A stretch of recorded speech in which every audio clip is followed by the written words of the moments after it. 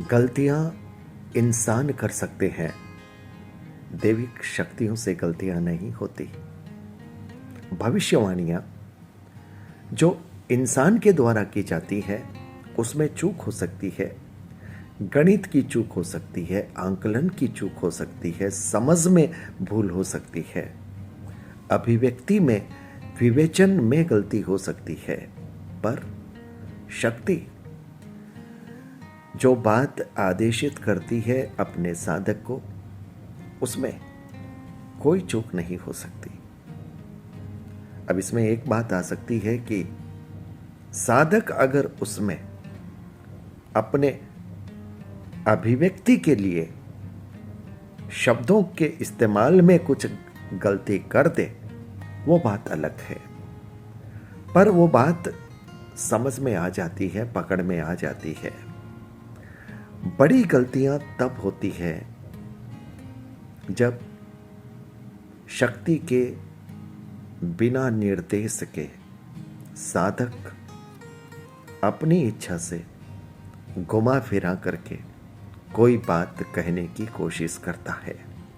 और ये कई बार इसलिए हो जाता है, लोगों को जब पता होता है कि इन साधक पर किसी दैविक शक्ति की कृपा है, ये बहुत कुछ बता सकते हैं, तो फिर लोग पूछ लेते हैं। जैसे चुनाव का प्रसंग होता है तो कौन सी पार्टी जीतेगी, कौन सा उम्मीदवार जीतेगा, कितने अंतर से विजय प्राप्त होगी।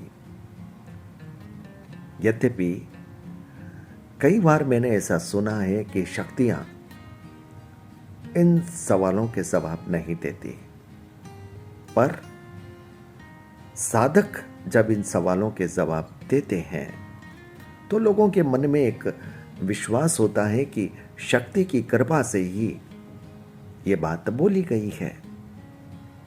और मेरा यह मानना है कि शक्ति अगर कुछ निर्देशित करेगी, आदेशित करेगी, और वो बात ही अगर साधक कहेगा, तो वो घटना निश्चित रूप से घटित होगी।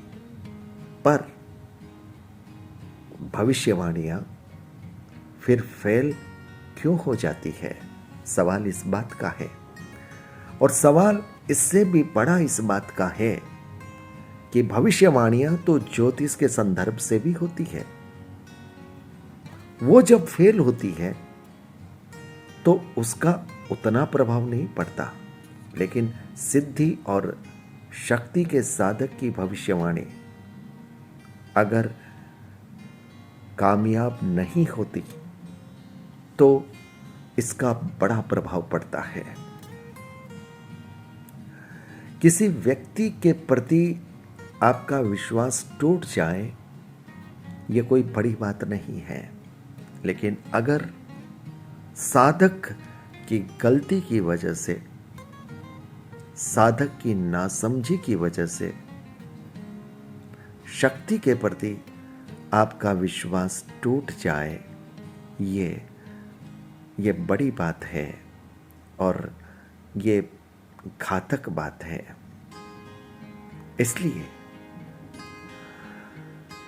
जिन पर किसी दैविक शक्ति की कृपा है, इष्ट की कृपा है, उनको किसी भी बात को भविष्य के संदर्भ में कहने से पहले एक बार नहीं 100 बार सोचना चाहिए। और जब तक दैविक शक्ति का आदेश न हो, कोई आपको चाहे कितना ही क्यों न पूछ ले, आपको एक शब्द भी अपने मुंह से नहीं बोलना चाहिए। सीधा सा जवाब है कि मुझे आदेश नहीं है, मैं नहीं बता सकता। अगर आप ये कह देते हैं कि मुझे आदेश नहीं है, मैं नहीं बता सकता, तब न तो आपकी प्रतिष्ठा कम होती है और न ही शक्ति के प्रति विश्वास कम होता है।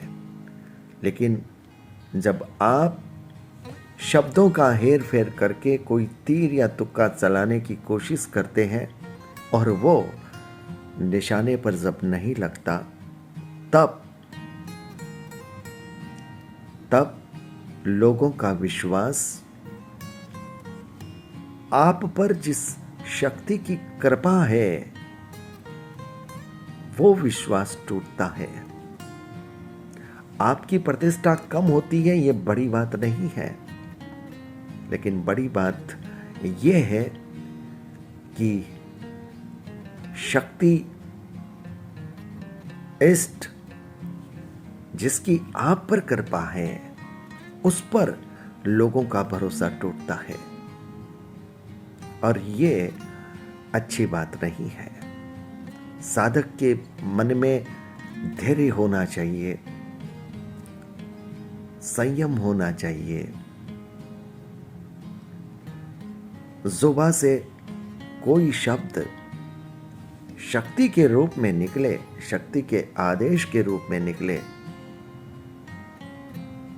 वो 100 बार सोच करके ही निकाला जाना चाहिए।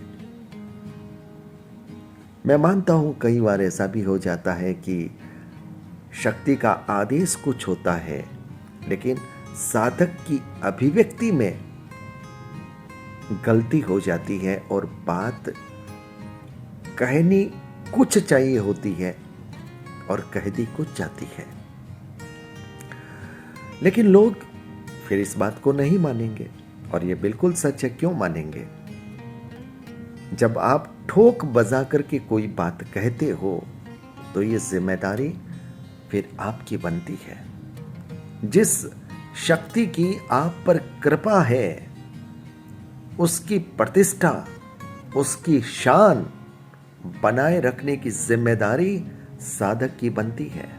और अगर साधक जल्दबाजी में या फिर अपनी प्रतिष्ठा कमाने के चक्कर में या फिर कभी अहम भाव की वजह से अगर उस मर्यादा का अतिक्रमण कर लेता है, तो फिर सवालों के कटघरे में साधक को खड़ा होना पड़ता है। पर यहां भी दुखद बात यह है कि लोग साधक से ज्यादा उसकी शक्ति पर सवाल उठाते हैं। यह दुखद है। इसलिए आज के वीडियो में संदेश सिर्फ इतना है। देखिए, मैं फिर कह रहा हूं, ज्योतिषी का आंकलन गलत हो जाए कोई बड़ी बात नहीं, क्योंकि ज्योतिषी इंसान है, इंसानों से गलतियां होती है।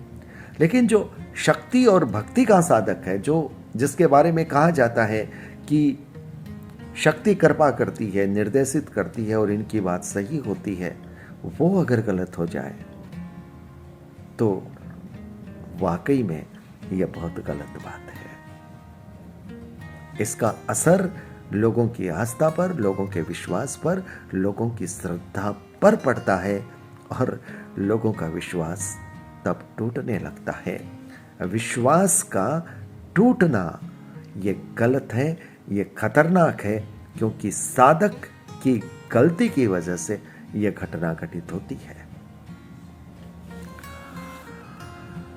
यह विषय बहुत महत्वपूर्ण है, बहुत गंभीर है, क्योंकि इस तरह की घटनाएं हमें सुनने में, देखने में मिलती है, और ये घटनाएं घटित न हो, इसके लिए साधक की जिम्मेदारी बनती है।